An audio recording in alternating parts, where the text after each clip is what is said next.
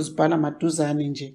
Sinothisha abanethulela izifundo zika-Grade 12 zonke izinsuku kusukela ngoMsombuluko kuze kube yiSonto. Zithokozeleni lezi zifundo, nisithumelele imibuzo lapho nidinga khona usizo.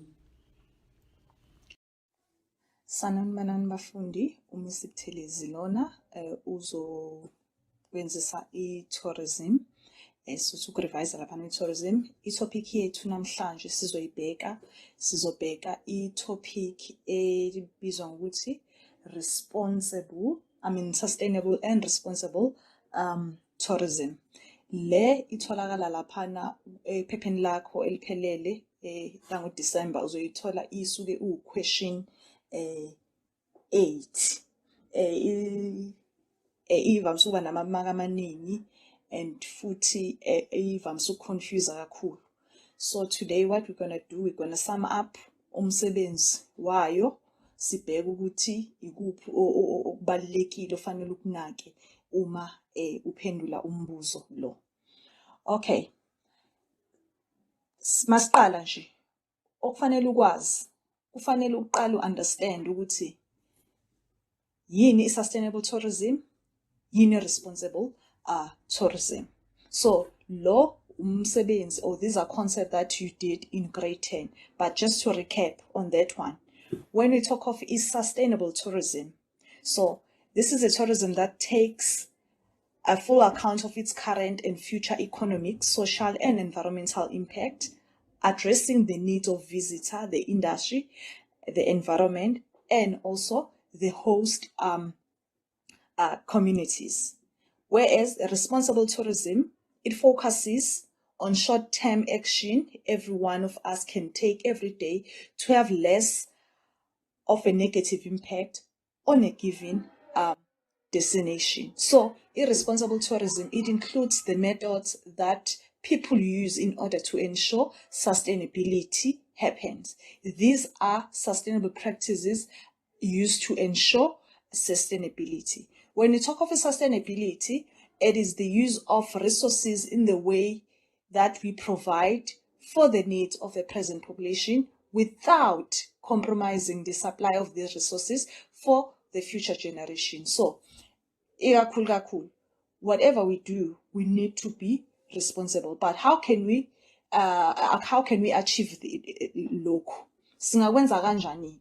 As I've said, lama concepts engithanda kwa explain ama concepts esawenza in grade 10.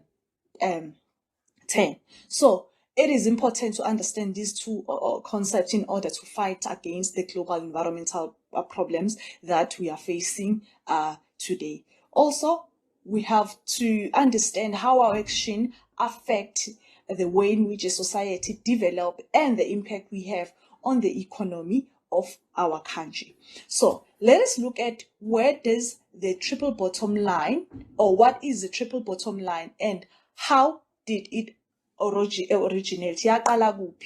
So as I've said, sustainable and responsible tourism, it focuses on methods that are used in the tourism industry to ensure that resources are used in such way as to save and conserve for our future generation. So, a triple bottom line inama pillars amathathu. Siyeswabiza ngani nga 3 pillars of sustainable tourism. Inama pillars amathathu. Enye angeke isurvive enye ingekho. So, lana awahlukana ahamba wonke ndawonye. So, kubalekileke ukuthi thina as umfundi ka grade 12 ukwazi ukwa explain and ukwazi ukwasebenzisa ukuthi uphendula uma ebuziwe. So as tourism, or as international tourism continue to grow, government wa realize ukuthi tourism has more than just economic impact.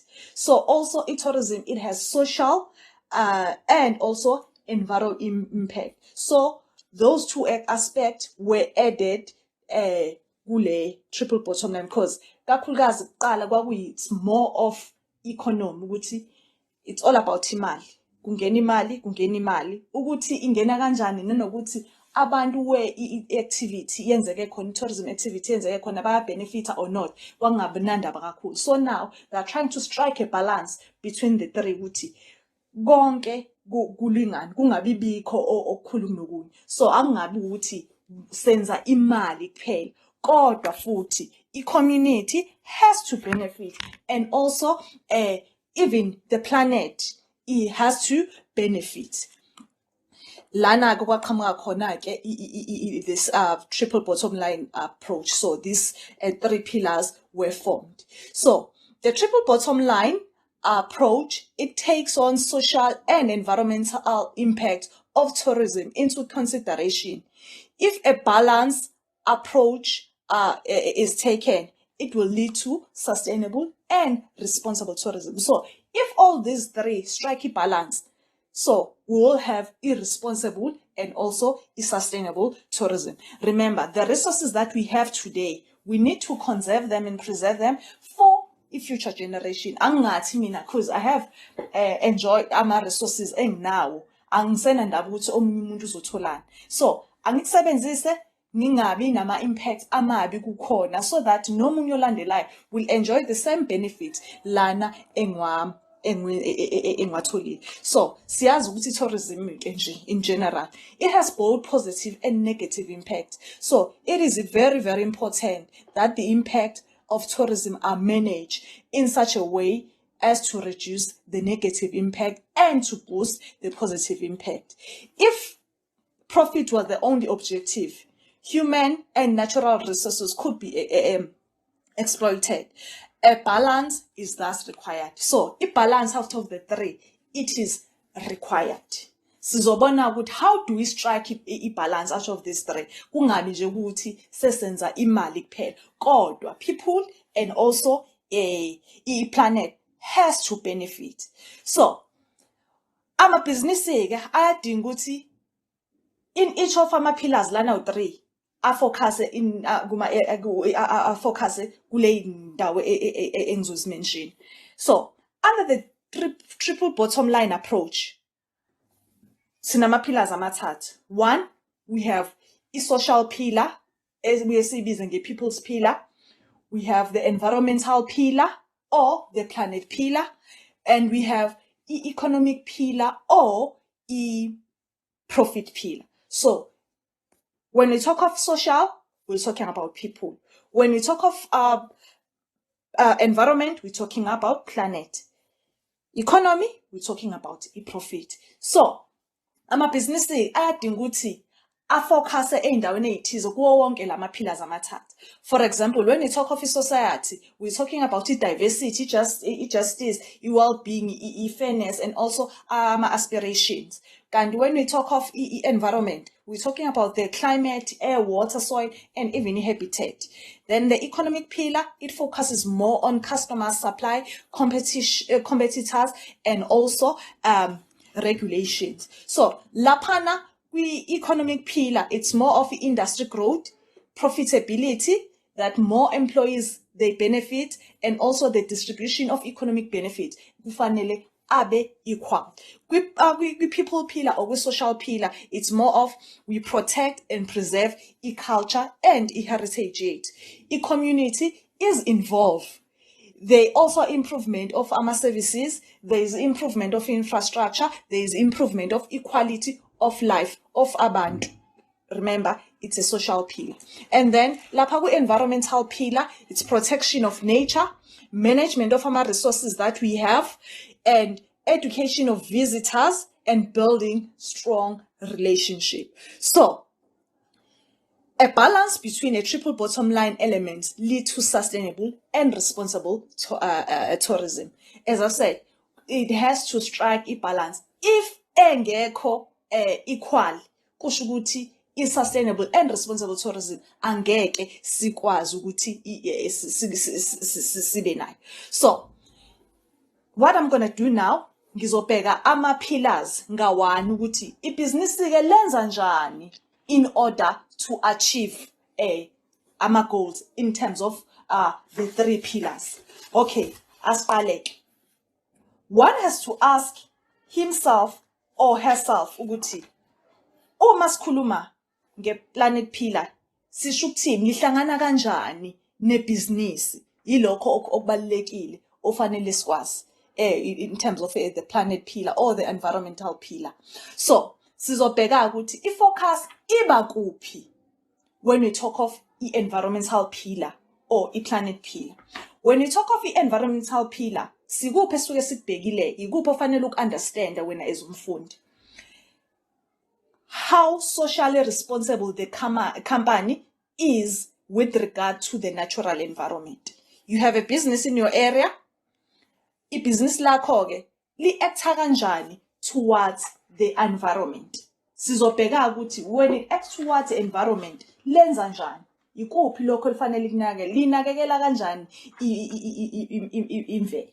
So, how can we make sure that a business in the tourism industry is environmentally sustainable? So, in grade 10, wakwenza-ke wafunda indlela which a business can be kinder to environment. Ibhizinisi lingayinakekela kanjani environment and also minimize ama-negative impact eliba nawo towards environment. So, under the planet pillar, sine zindlela ezikhona ziwu-5 ukuthi ibhizinisi lingaba environmentally sustainable kanjani na.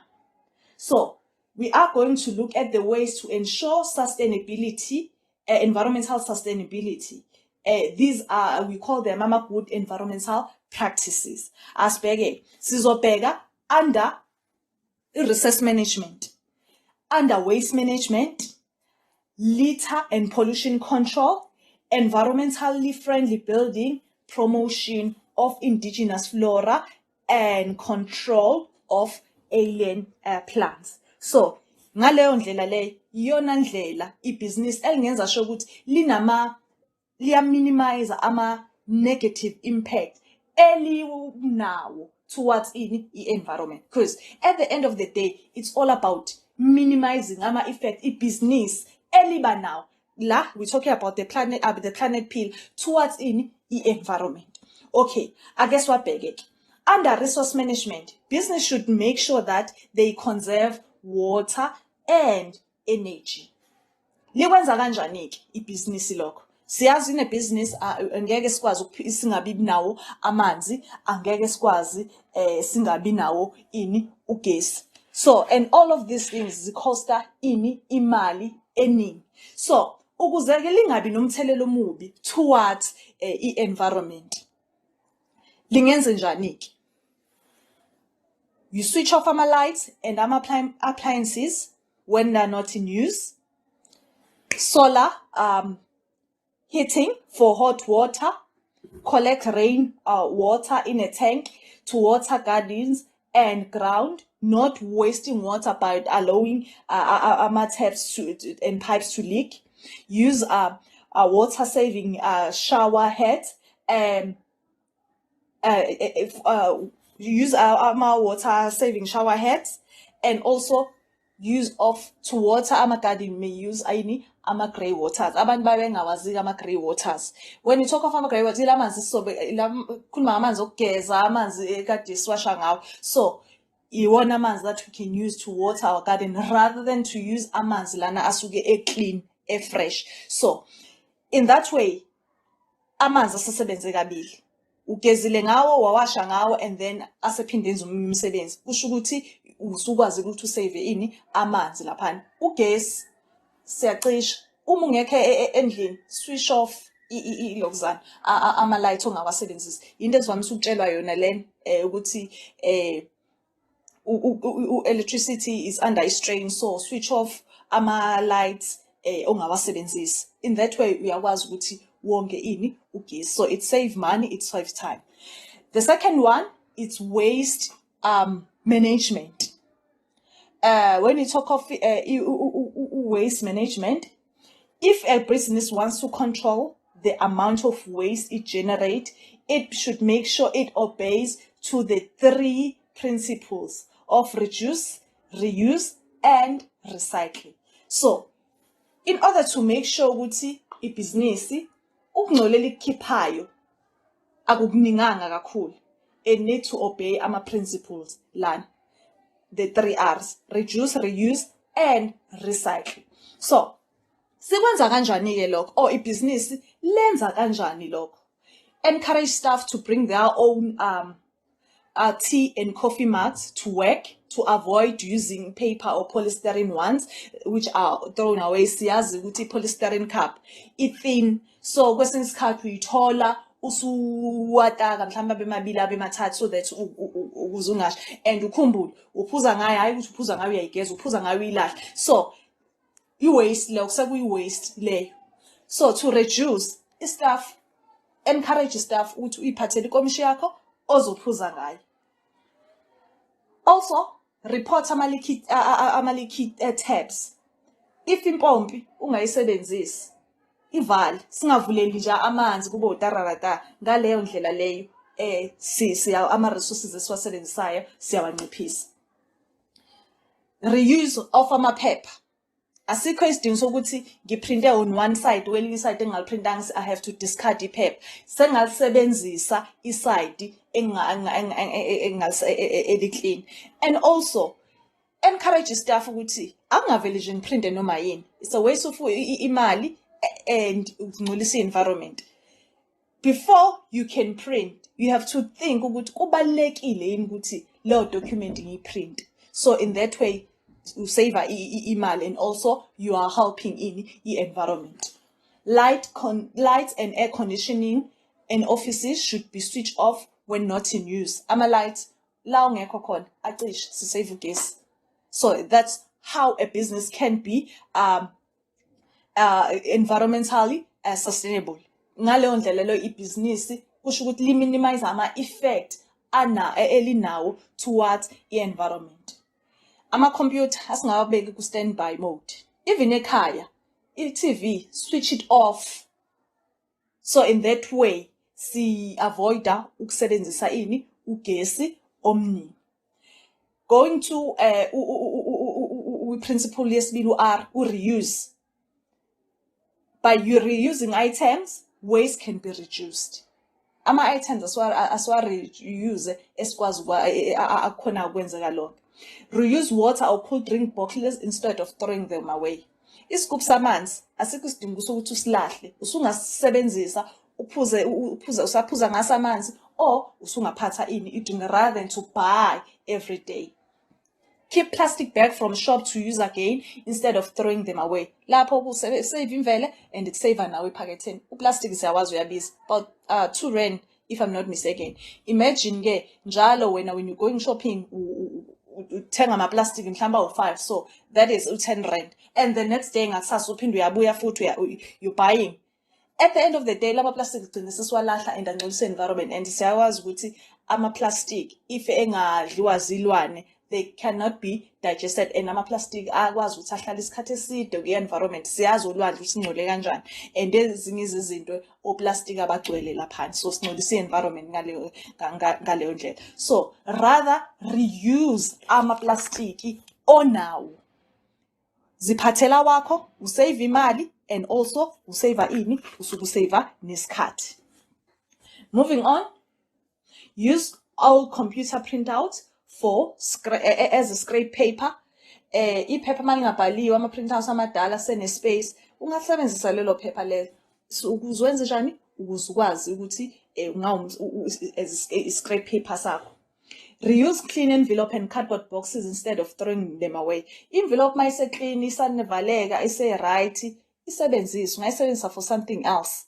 And ama-cardboard boxes, you can use them instead of throwing them away.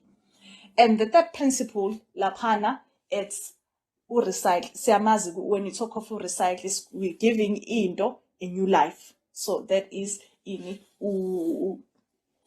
recycle. Ungenze njani?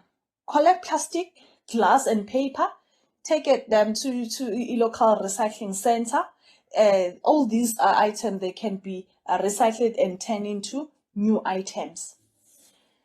Businesses that uses a lot of paper, they need to have a contract with companies that will come and collect waste paper for recycling. So amatish they're from paper madal. We newspaper, and then it will be given a new life. You see toilet paper.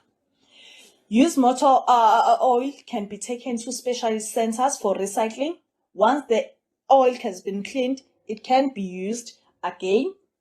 Some game lodges have their own sewage processing plants where human waste and water can be recycled and turned into clean water. This is more environmentally friendly solution than pumping this into a sewage system. In cartridges, instead of throwing them and buying a new one, refill them. So save imali, says ukuthi so refill them instead of buying a new one. So in that way, uyakwazi ukuthi minimize effect it has of to environment, because instead of throwing these things away, we're putting a strain to environment ngoba siyakulahla kusho ukuthi sesizoba nani nokungcola okuningi ku-environment. Whereas if we reduce and we recycle, kusho ukuthi siyaminimize ama-effect ibhizinisi it will have on the environment. So bekusewu number 2 lo sise kwi-planet pillar, sisabheka ukuthi uma sithi ibhizinisi li-responsible towards the environment, lingaba responsible kanjani? The third one, it's litter and pollution control. Says which we have different types of litter: noise, air, land. So nakhona the litter a business emits kufanele sikwazi ukuthi silimit. Ingakwenza kanjani ke? Encouraging all staff to pick litter where they see it. Asingalahli noma ikuphi. As a business, you need to encourage staff sakho where there's litter, uxoshe uhambe ufake endaweni yakho. Ukungcola akuhlali phansi, ukungcola kuhlala kuphi endaweni yakho. Taking care not to pollute streams, rivers with a chemical and rubbish. Singalahli ukungcola kwethu kuphi emfuleni na ku environment nje nakuphi, kodwa sidispose ngendlela efanele. Mass transport is solution. I-mass transport, it's transport efana nebus. So it's why ibus elilodwa lithutha abantu abaningi. So using vehicles and buses that do not emit large amount of harmful exhaust gas. So i-mass transport is solution. Rather than size sonke ngey'moto sonke size endaweni eyi-1, why not singaklabi kube imoto yodwa where kuzoba at least ngalo ndlela we are minimizing ama-exhaust gases imoto zethu ebekade izowakhipha. And also being aware of noise pollution. Pollution ngokwayo. Keeping your tourism activity quiet enough not to disturb others. Angathi ngoba ngiyibhizinisi ngiqasha abantu basendaweni, I'll do as I please. You're not supposed to do that. Ibhizinisi lakho if kuwukuthi it's entertainment, ubange umsindo but bear in mind ukuthi there's someone else. So umsindo wakho awube khona but ungaphazamisi abanye abantu. Light pollution nakhona. Ikakhulukazi it can cause ama-problems. Ikakhulukazi kuphi kuma-game reserve. Abanye abayazi light pollution. So it's extreme bright light. So that is light pollution. Siyazi ama-game reserve, ama-national park, that is a natural environment. So iy'lwane zi-used ngendlela ey'phila ngayo. If mina sengifika ngiba umsindo kakhulu ngikhanyisa kakhulu, iy'lwane azijwayele lokho. So in that way isesinjani kusho ukuthi sesidisturba i-environment yabo. So in that way we need to make sure that we minimize ama-effect towards i-environment. The fourth one is the environmentally friendly buildings. So make sure that your building and gardens are environmentally friendly. Ukwenza kanjani ke lokho? Making sure that your building are well insulated so that they keep cool in summer and warm in winter, thus minimizing the need of heating or air conditioning. Using building material that are not harmful to the environment. Ama-material ozowasebenzisa awangabi harmful towards the environment. And also using modern energy saving lights and solar panels to heat water. And the last one, sekuyo njalo environment, promotion of indigenous flora and control of alien invasive plants in ground and garden. Okay, I guess chaze lokhu alien no indigenous. When you talk of the indigenous flora, these are plants that naturally occur in a particular area. Alien plants, these are plants that do not occur naturally in a particular area. So, ibhizinisi-ke lingenza kanjani-ke? Tourism business should conserve and plant indigenous species that use less water. For example, for landscaping and gardening, ibhizinisi lingathatha iy'tshalo ikakhulukazi akithi lezi ey'mila ey'ndaweni ey'shisayo ogwadile engadingi amanzi kakhulu iyebuya azoy'tshala kuphi emabhizinisini nawo. In that way asikho isidingo sokuthi uyinisele everyday cause zijwayele ukuthi amanzi aziwatholi. Alien invasive species should be removed if they threaten indigenous species. Kukhona kukhula lolu ludla kwasana asulususe uma asulususe if liba yi-threat. Uma liba yi-threat uvele likhule kakhulu and ludla lithatha amanzi kakhulu lithatha indawo. So in that way kufanele silisuse lungabi bikho. Alien invasive species use more water than ama-indigenous. Ama-indigenous uyithatha from another place wayiletha in this place. Amanzi alwadingi kanti these alien azofuna amanzi kakhulu. So in that way ayamosha. Certain alien species can also intensify the wildfires. So for example, the alien invasive plants the Port Jackson at one of our alien invasive plants. So iphelela lapho ke ini ukuthi business or company ingaba socially responsible kanjani in regard to natural environment. Zo 5 indlela. Resource management through the use of our resources and also how they control waste litter and pollution, environmentally friendly buildings, promotion of indigenous flora and control of alien invasive plants. So kufanele wazi under this topic ukuthi when we talk of ama resources sikhuluma ngani. When we talk of waste management sikhuluma ngani. So as I've said, uma sikhuluma ngama resources sikhuluma ngani ngogesi, siphinde sikhulume ngani, sikhulume ngani ngamanzi. Kufanele ukwazi lokho kubalekile. Waste management uhamba no 3 R's: reduce, reuse, recycle. So it's all about thinking green laphan. You do not litter. It's all about litter control. That is waste management.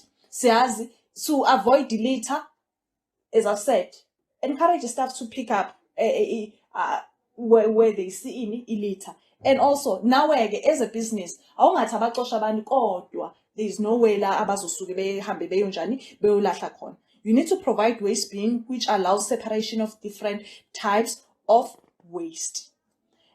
Also as a business, to encourage abantu bangaphandle abangenayo now, you need to inform ama-guest akho about no-litter policy. You need to have policy eshoyo ukuthi asingcolisi lana nazi indawo zokulahla uma ufuna ukulahla. Right. Moving to the second pillar, which is the economic pillar. So this is an economic pillar. Imali has to do with the profit pillar or economic pillar. Second P. La question ofuna uyibuza yona ithi how responsible the company acts in terms of ownership, procurement, and employment.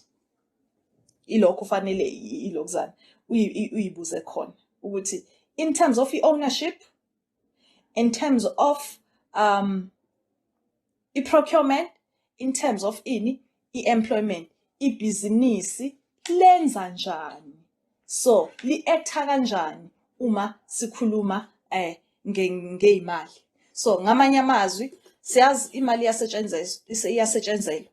Kodwa-ke, in order to give back or to help i-community webhizinisi lakho likhona in terms of imali, wenza njani? We all know that tourism is a service-oriented industry. So many businesses operate in the industry and they are under pressure, not only to deliver outstanding service, but to generate profit for the business, employees, and other stakeholders. So it is important that a business acts in a proper way in order to ensure economic sustainability and responsibility. So laphana, we need to look at the role of a business. Tourism businesses are organizations which profit directly from tourism. As I've said, this is a people's industry, meaning you deal with people. Tourism, asinayo into ephathekayo, kodwa it's how you treat people determine ukuthi business lakho lizokusebenzela yini. Akufani nokungena e-restaurant uthenga ibhega udle, yabo. La it's more of ukuthi umuntu uyideliver kanjani i-service. Uma ideliver kahle, kuhle lokho. Uma ingayidilivanga kahle, akukho kuhle lokho. And ukhumbule, tourism is interrelated, meaning if one fails, kusho ukuthi bonke abafailile. Enye relay kwenye ukuze enze njani, ukuze enye isurvive. Let us look at the role of business. They provide services and products which tourists need when visiting a destination. Siyazi, abantu babesuka emakhaya beyovakasha, abayiphatha imizi yabo, kodwa lawo ma-services bazowathola kwi-destination abaya kuyo, and they have to pay money. So ngalokho, that is how they earn in ama-profit. Through their economic activities, jobs are created and money is brought into a destination by tourists. Tourism creates economic opportunities and benefit not only for tourism companies and their shareholders, but also for local and host communities. So la profit, profit business kuphela, but also around the community as well. It has to have benefit okuthi business likhona in an area. The responsible attitude of tourism business towards people and environment, it affects. If both tourist company and the local community profit from business, and those who are affected by business are involved and respect is given to them, this will lead to a business sustainable environment. Right. Let us look at ways to manage economic impact, or how responsible the company acts in terms of ownership, procurement, and employment. I-manage kanjani ke economic impact business azisiningi izinto through ownership ngizochaza employment, local procurement, and also BEE. That is how it can manage economic impact. Ilezo zinto lezo. Through ownership, employment, procurement, and encouraging a partnership or BEE. In that way, a business will survive. Let us look at ownership. Business are encouraged to offer shares to employees and also to support small, medium, micro enterprises.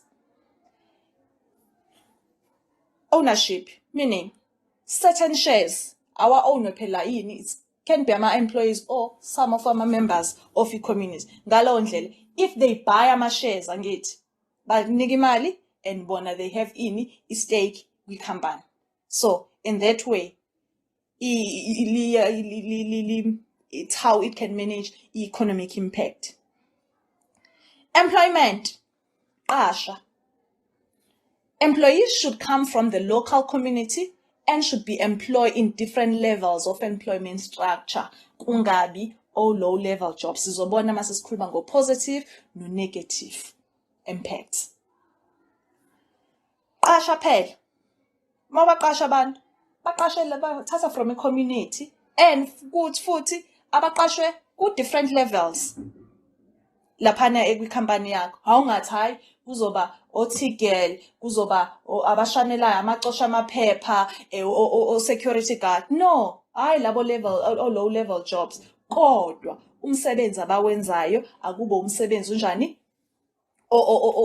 olingana nokuthi banani. Uma qualified ukuthi angawenza umsebenzi, mnika umsebenzi before ungaze uphuma uyofuna abantu abangaphandle. Beqala khona kwi-community ucheck ukuthi akekho yini umuntu onjani ozokwazi ukuthi awenze lo msebenzi lo. Protecting staff and communities from exploitation, for example, sexual or even child labor. Provide staff with incentive and bonuses linked to performance or service level. Umuntu mayisebenze kahle, award.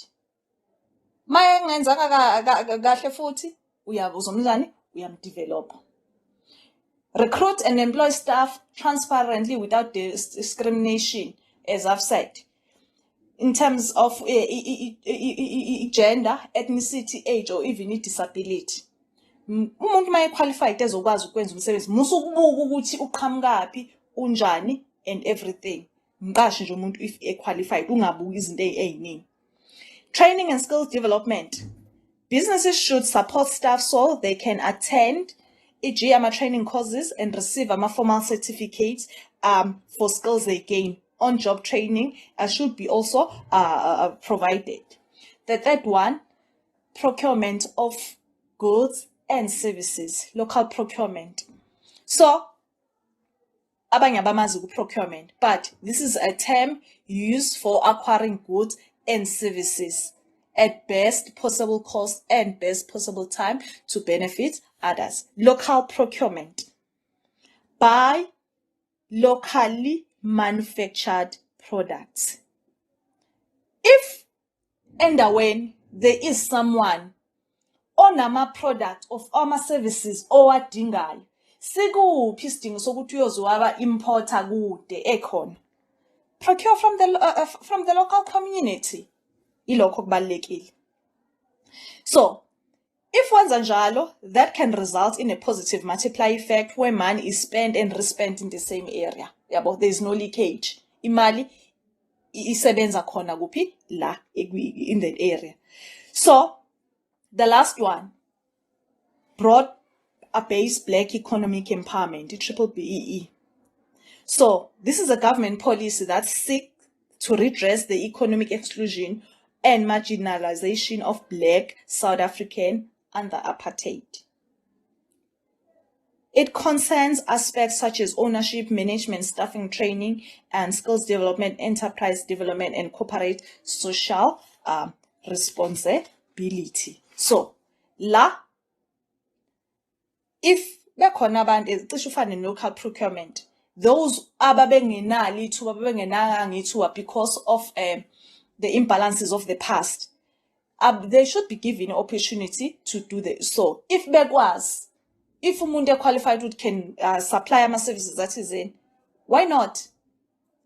That person should be given an opportunity. So that is the economic pillar. So it's all about ownership, employment, procurement of local services and goods, and also a BBEE. And that one, the last pillar that I want us to look at, it's the social pillar or the people's pillar. The positive and the negative effect of tourism on local community culture and heritage. Uma ngikhumbula kahle ngeke ngakhuluma ngathi balance is required laphan. So under social, it's all about protecting and preserving culture and heritage, how community is involved, improvement of services, improvement of infrastructure, and also improvement of equality of life. So let us look at the positive and negative social impact. Siyazi, tourism businesses, they create job opportunities for local community. But ikuphi kokuba kubi lokhu? Okuba kubi ngakho. Leyo msebenzi leyo eba khona kuba low level jobs. Yes, company will create amathuba omsebenzi kodwa imisebenzi eba khona kuba ile misebenzi lona low level such as ama-cleaner, gardeners, waiters, which can cause frustration and anger, whereas abantu bekhona be-qualified ukuthi bangawenza umsebenzi. So we need to try and minimize. Remember I said ngithe ku-economic pillar ngikhuluma nge-employment ngathi if abantu be-qualified mnika umsebenzi ungathi hayi ngoba yimina, it's my company, I'll do whatever I like. Usendaweni yabo. So umuntu maye-qualified ukwenza umsebenzi mnika umsebenzi. The second one, the tourism can benefit the local community with improved access to resources and infrastructure. Lokho kuhle, umphakathi uzothuthuka, infrastructure ithuthukiswe. So okubi, the money generated by tourism may not be channeled back into the local community. Kungaba ne-leakage, okubuhlungu kilokho. Sekungaba ne-leakage. Mali etholakelile, umphakathi awuyisizi ngalutho. Goodwill and understanding. If there is a meaningful interaction between tourists and local, there will be a greater degree of cultural understanding. So, okuhle, there will be goodwill and understanding. But okubi, crime and violence may increase. That's something engeze kuba yinhle. Okunye kuba kubi, cultural commodification. When you talk of commodity, it's something that can be bought or sold. Sometimes culture, it can be turned into a product and can be sold and to tourists, and it become meaningless for the local community. For example, sesinga attract abantu ukuthi hayi mawufuna ukuzobona ukuthi abantu bakaZulu baphila kanjani, woza lana baphila kanje, and we pay people to reenact ukuthi kuphila kanjani. Ngaleyo ndlela le isithunzi sayo siyehla, iculture isiba njani, isiba commodified, so isuba yinto attractor yokuthi injani yenza imali, which is it's not good. Cultural pollution, it's something engekho yinhle. So sometimes the locals aba ne great admiration for tourists and nendlela abayiphatha ngawo, and they ditch indlela abaphila ngayo and bese belandela indlela ama-tourists enza ngayo. So they abandon culture yawo and see it as inferior, which is not good. Okuhle okunye kuba khona, funding for conservation and community project. When tourists visit the area, the money that is generated can be used to assist local community.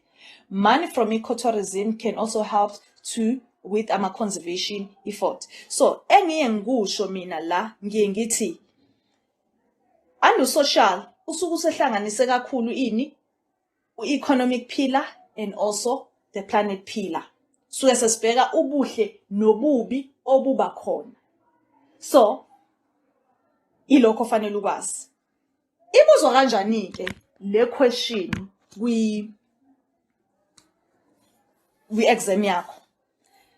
La question 8, it's all about case studies. You need to read and understand case studies. If you understand that one, uzokwazi ukuthi waphendule. So, you'll be given a case study. Mabekuni case study, bazokubuza, mhlambe bakubuze bafaka ama-pillars athizeni, and then bese bethi itomule, and mhlambe uniki example yakhona. Ileyo ndlela ababuza ngawo case study. But then sizofika lapho mhlambe looking at 1 or 2 questions. Under triple bottom line, or under sustainable and responsible tourism, siphinde sibe nento esiyibiza ngani corporate social investment. When you talk of corporate social investment, we're talking about the voluntary support businesses give to the community they operate in. So ngamanye amazwi, it's when a business gives back to the community where it operates. Lokho fanele ukwazi. I-CSI wenzeka la ibhizinisi lisebenza khona. It gives back to i-community. So kungaba in terms of financial support or non-financial support. So uma sikhuluma ngo-financial support ngaba u-healthcare, u-sport and recreation facilities, i-education ne-youth empowerment. So banganika ama-bursaries, support iqembu lebhola, ilezo zinto lezo. Whereas non-financial support ukhuluma ngani? Volunteer work by a company representative in a community, donation of equipment or furniture, feeding schemes. For example, ngazi uShoprite une soup bus ehamba kwi-community ipha abantu isobho and isinkwa. So there is no obligation, but ngoba ngisho ukuthi it is voluntary, business it gives back to a community where it operates. So it's either can be financial or non-financial. Financial, it offers bursary to members of the community ukuthi bahambe beyofunda, mhlambe ngenza ama-facilities, i-support iqembu lebhola, yizo zonke lezo zinto, empower youth ngandlela thizeni. So kuba financial support. Whereas non-financial support lapho i-company iba nama-volunteer and iyabe nezinto ezenzayo kuphi kwi-community ngaphandle ukuthi izinjani ize ikhiphe imali. Right, moving on to nakhona la ofanele ukwazi ibuzwa kanjani kwi-question paper. They'll give you case study, and when ufanele ukuthathe ini ama-examples, depend ukuthi i-example ibuza ithini. Responsible tourism and tourist, something efanele khona ukuthi wenza njani as a business, how do you attract responsible tourists? Nawe ke as a business responsible kanjani? Code of conduct for tourist behavior in terms of social, economic, or also environmental. Code of conduct bayiphatha kanjani? Research the cultural, ethnic, religious, and heritage practices before you visit. Wena as a responsible tourist wenza njani ke? Wenza njani? La uyakhona, you need to research ukuthi obani baphila kanjani so that you don't offend ngendlela. Ukuthi you're paying akusho ukuthi you have to act ngendlela othanda ngayo, kodwa you follow ama-rules ukuthi okay fine, sengifikela endaweni as much as ngikhokhile for ama-services engiwadingayo, kodwa fanele ngenza ngandlela thize. Learn few words in the local language and make meaningful contact with the local community. Zama ukufunda lokho na how babingelela kanjani, hello or bye ubinga kanjani. Ask for guidance on appropriate dress, behavior, and local food and drink. Kugqoka kanjani, ungaze uoffende indlela abaphila ngayo. Respect human rights for local community. Ask for permission before taking ama-photos. Ungathi ngoba nakho hayi ngikhokhile mina ukuthi ngifike la, I'll do ngendlela engifuna ngayo. Mhlawumbe abanye they don't like ukuthatha kwey'thombe, so you need to ask permission before doing that. Be vigilant about exploitation of abantwana. So if they're exploiting ngani, you need to report on that one. Economic. Buy souvenirs and products that are made locally. So ama-souvenir wathengayo, thenga khona laphana. Reduce your consumption of water and electricity using during a trip. So angathi ngoba usendaweni ukhokhile sekufanele wenze njani? Sekufanele wenze ngendlela ofisa ngayo. No, you must not do that. Select routes that cause least impact on the landscape. Use public transport where possible. Ngathi ngoba nginemoto, sineyimoto sonke sizongayo. Mass transport, remember, impact kwi-environment. Fanele njani? Uzama ukuthi uyinciphise. Ungabe sukimbali ke in an area kungafanelekile wenze ngoba nakho ukhokhile. No, awukwenzi. You do not remove ama-natural resources. So, how can a tourism destination attract environmentally conscious tourists? So, i-destination ke yona iyenza njani ke to attract laba bantu laba who are environmental conscious, abanakekela imvelo. Lenza njani ke? A destination can attract environmental conscious tourists in a number of ways. Implement strategies to ensure business are sustainable and that they act responsibly towards people, planet, and environment. Natural assets are well protected and marketed. Implement a sustainable tourism certification among our destination businesses. Ensure public sites and facilities set good example for environmental, social, and economic practices. Encourage joint social and economic environmental program at destination level to which tourists can contribute. Market destination according to its sustainability, ethos, and choose targeted channel to do so. For example, online travel information and booking website, and supporting ethical travel, such as responsible travel. So in that way, a destination can attract responsible tourists. Right. Siqhubeke.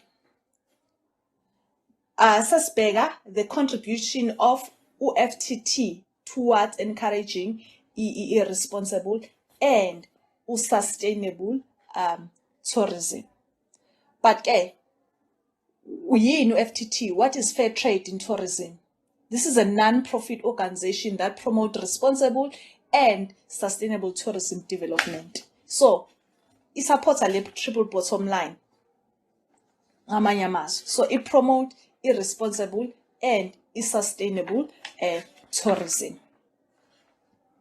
Siyazi-ke, anyone can apply for UFTT accreditation. Nanoma ubani umuntu anga-apply to be accredited by UFTT. So it's voluntary. As much as the organization is a non-profit, God promoter sustainable and responsible tourism. Inama principles that it adopted. So, awungaki, 6. In order to be accredited by UFTT, you need to be in line with Lama principle. UFTT initiative, this is a certification scheme that provides trademarks or labels to tourism businesses that show that they meet the AFTT principle, assures tourists that business is responsible. So if indawo is accredited with UFTT, kusho ukuthi it assures the tourist ukuthi business le responsible. So imaphi-ke lama principles okufanele to abide by them.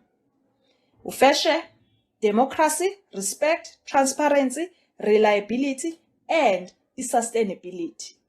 So when you talk of ufeshe, ishuktini, iti all participants involved in tourism activity should get their fair share of income in direct proportion to their contribution to activity. Meaning, uma ngisebenze kakhulu, angithole ukulingana nani nomsebenzi wami. Uma ngisebenze kancane, angithole kancane. Democracy, all participants involved in tourism activity should have the right and opportunity to participate in decisions that concern them. If kuthinta mina, I must have a say ukuthi kuzokwenzeka kanjani. Angingathathelwa izinqumo ngikhona. Respect, hloniphani. Both host and visitor should have respect for human right, culture, and environment.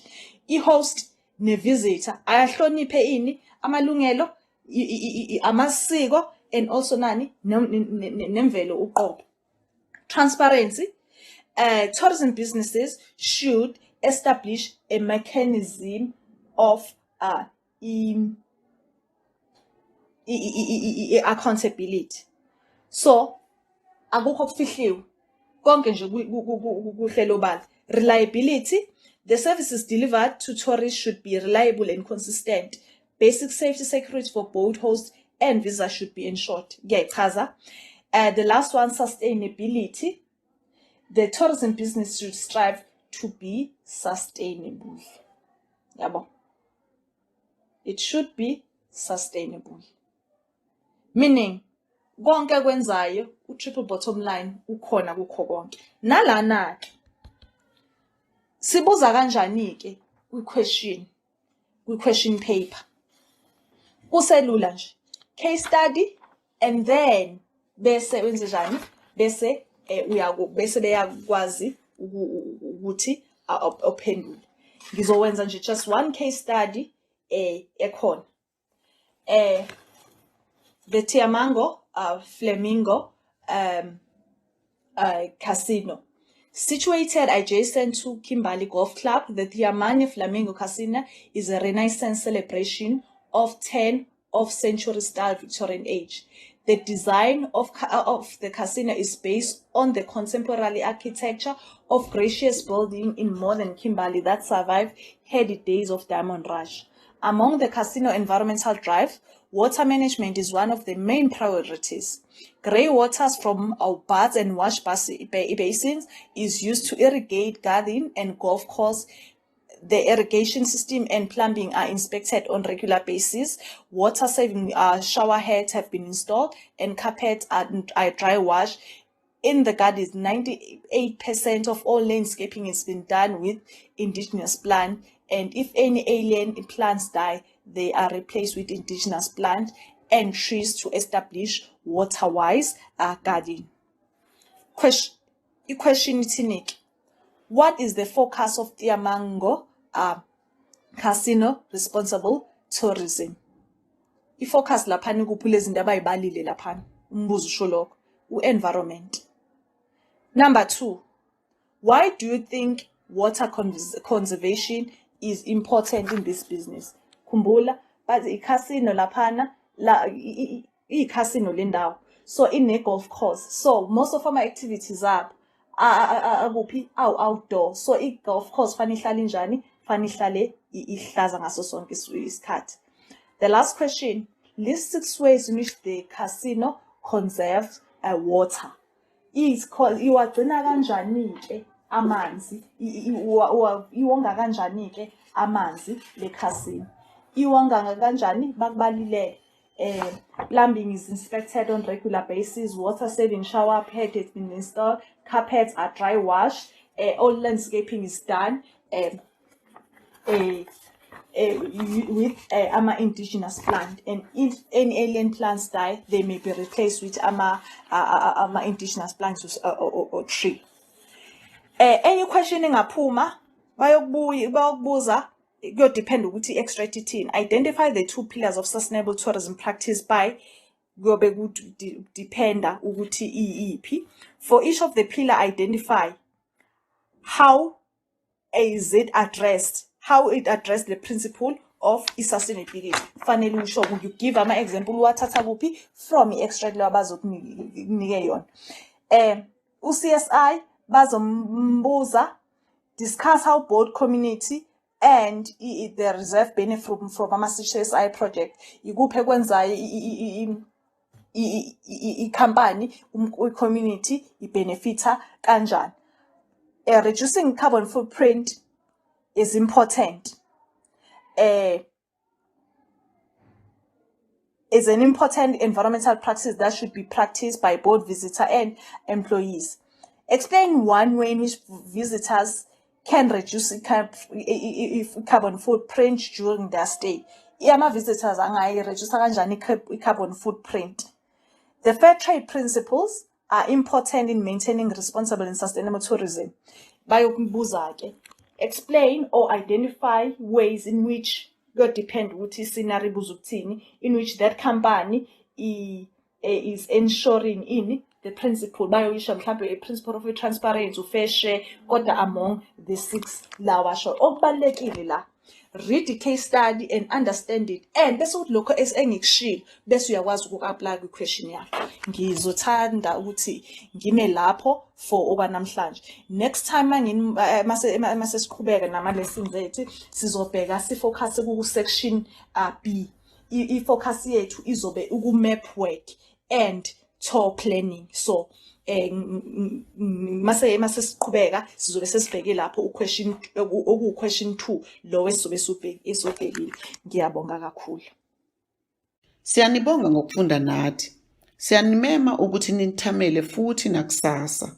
Ningazithola lezi zifundo ekhasini lethu lika Facebook elithi Go Digital SA Foundation na ku YouTube elithi Go Digital SA Foundation. Ziyatholakala na ku Khosi FM njalo ngoLwesine kusukela ngo-9 kuya ku-10 ebusuku. Ningasithola nango WhatsApp kwinamba yethu ethi 068 151 107.